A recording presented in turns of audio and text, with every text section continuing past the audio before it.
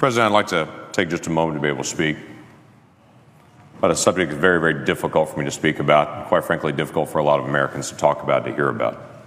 It connects to all of us in extremely personal ways. Let me set some context. Not long ago, a group of animal rights activists gathered around a research facility that was using animals for their testing.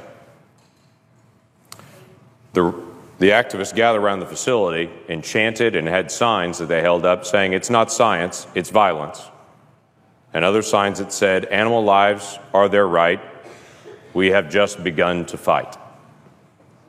As they protested to protect the lives of the animals that were being used in that facility for research. Now, I understand their frustration there, but let me put it into context of some things that came out this week. We learned that this week, an organization called Planned Parenthood is using children that are aborted and sending the bodies of those aborted children to research facilities, sometimes for sale, different body parts, to be used in research. These are not mice. These are not lab rats. These are children. Children that have gone through the process of a horrific abortion. This morning in an appropriations hearing, the President and I both were in, we had an extensive conversation about the rights of orca whales. And this protracted conversation went on and on that many people also were connected to about the rights of orca whales and the care for them. And then we had a protracted conversation about horse slaughter and how horses would be humanely put down.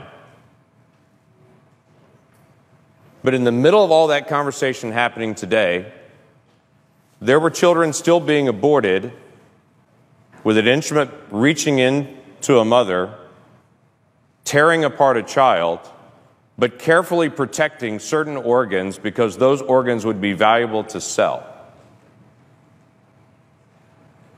Now, the challenge that we have on this as a nation is, the argument is for that baby, that baby's really not a baby, it's just a fetus, it's tissue.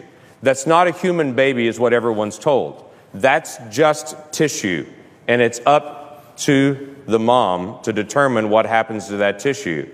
And then on the flip side of it, moments later, they take that tissue and then sell it because it's human organs that are needed for research. You can't say in one moment that's not a human and then sell it for the next moment as a human organ and say now suddenly it is. It was a human all the way through. There was never a time that wasn't a child. There was never a time that wasn't a human. And it seems the ultimate irony to me that we spend time talking about humane treatment of animals being put down, like in horse slaughter, and we completely miss children being ripped apart in the womb and their body parts being sold.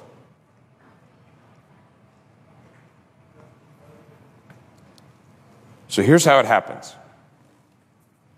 A mom comes into a facility, gives consent to have an abortion, makes that request. After that request is made, to some moms, and we don't know exactly how they choose which moms, to some moms, they then ask consent for their child after it's aborted to be used for research purposes. From the video that was put out this week, they said that was actually comforting to some moms, that they would know how traumatic the abortion is, that at least some good would come out of it, that those body parts would then be used for research to hopefully save other children, which again comes back to this ultimate irony that we would literally tear one child apart in an abortion with the assumption that hopefully that would actually help some other child in the future, missing out on the significance of the child that's right there that could be helped by protecting their life. And then the doctor in this particular video gives the details of how once they get that consent from the mom, they would be careful to reach in and actually crush the head of the child to kill the child in the womb so they could preserve the rest of the organs, because the kidney has value, because the liver has value, because the lungs have value, because the muscles in the legs have value. I would tell you That child has value. And that every single adult that can hear me right now was once 20 weeks old in the womb, and we can look at each other and understand the difference between that child in the womb and any of us now is time. That's a human being we're talking about. And it doesn't bring me comfort to know that one child is torn apart, so that maybe they can do research on the child's organs to in some future moment help a different child.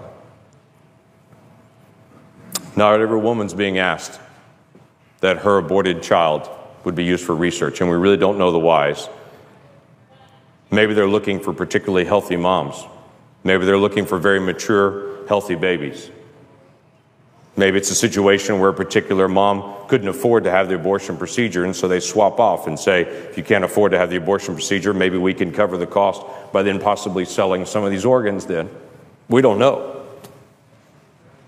But I think maybe the question needs to be asked.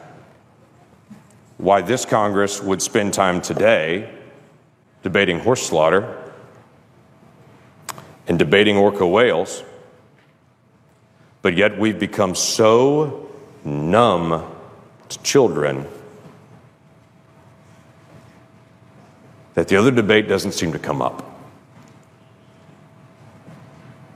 Maybe we need to start again as a nation, asking a basic question. If that's a child, and in our declaration, we said every person that we believe is endowed by our Creator to life, liberty, and the pursuit of happiness. Maybe we need to ask as a nation again, do we really believe that? Let's start with some basic things. How about a child at 20 weeks that we know scientifically can feel pain, cannot have their limbs ripped apart in an abortion? There are only 7 countries in the world that allow that. We're in a prime group like North Korea and China with nations that still allow abortions that late. Maybe we should ask that question again. Is that really who we are as America? Maybe we need to ask a question again with Planned Parenthood, who we give $500 million in funding to. But maybe this is not a good idea. And other organizations that serve people all over the country raise their funds separately and don't do it by federal funds. Maybe that's a legitimate question that we need to ask. Mr. President,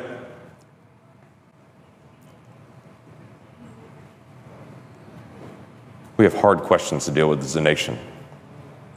Budget, regulations, future direction that we're going. Why don't we add to the list, do we really care about children or not? And on a day that we pass an education bill, before we pat ourselves on the back saying how much we care about children, let's make sure we're dealing with a compassion for children at every age, not just at certain ages. Have we really become this numb? And how do we turn it around? With that, I yield back.